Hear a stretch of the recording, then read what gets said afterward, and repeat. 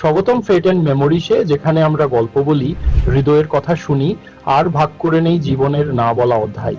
আমার ভিডিও আপনার ভালো লাগলে লাইক দিন, আপনার মতামত জানাতে ভুলবেন না, আর আমাদের সাথে থাকুন নতুন নতুন গল্প শুনতে। আমাদের যাত্রার আপনিও অংশ নিন, ফেট অ্যান্ড মেমোরিসের পরিবারে যোগ দিন। সাবস্ক্রাইব করুন আর বেল আইকনটি চাপুন যেন নতুন গল্প কখনো মিস না করবেন। চলুন আজকের গল্প শুরু করা যাক।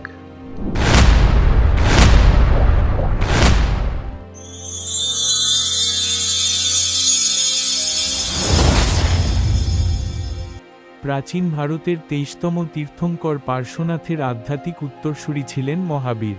তার জন্ম হয়েছিল খ্রিস্টপূর্ব ষষ্ঠ শতাব্দীর প্রথম দিকে এক ক্ষত্রিয় রাজপরিবারে, যা আজকের বিহার রাজ্যের অংশ। তার মা ত্রিশলা এক মহিষী নারী এবং বাবা সিদ্ধার্থ ছিলেন পার্শ্বনাথের নিবেদিত ভক্ত। বলা হয়, ত্রিশলা স্বপ্নে দেখেছিলেন যে তার সন্তান বিশ্বের মহান গুরুও হতে পারে।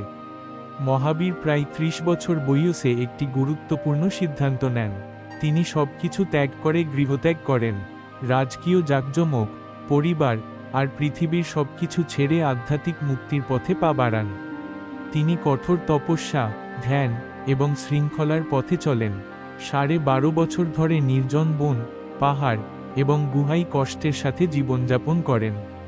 অশেষ ধ্যানের পর তিনি অর্জন করেন কেবলজ্ঞান, অর্থাৎ সর্বজ্ঞতা। এটাই ছিল আধ্যাত্মিক জাগরণের শীর্ষবিন্দু।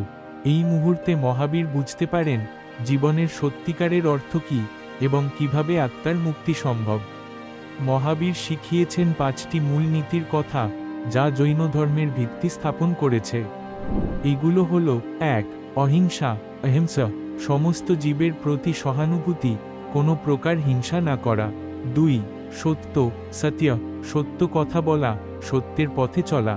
৩. অস্তেয়, অ্যাস্টে, অন্যের কিছু না নেওয়া, চুরি না করা। ৪. ব্রহ্মচর্য, ব্রহ্মচর্য, ইন্দ্রিয় সংযম, পবিত্র জীবনযাপন। ৫. অপরিগ্রহ, অপরিগ্রহ, ভৌত সম্পদে অনাসক্তি, সহজ জীবনযাপন।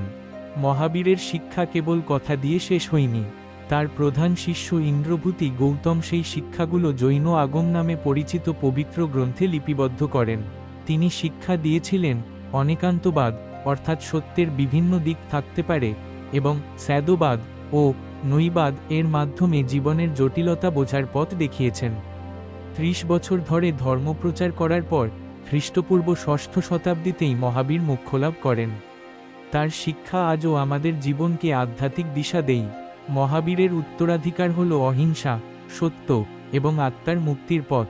তার শিক্ষা শুধু জৈন ধর্মে নয়, বরং সমগ্র মানবজাতির জন্য অনুপ্রেরণা।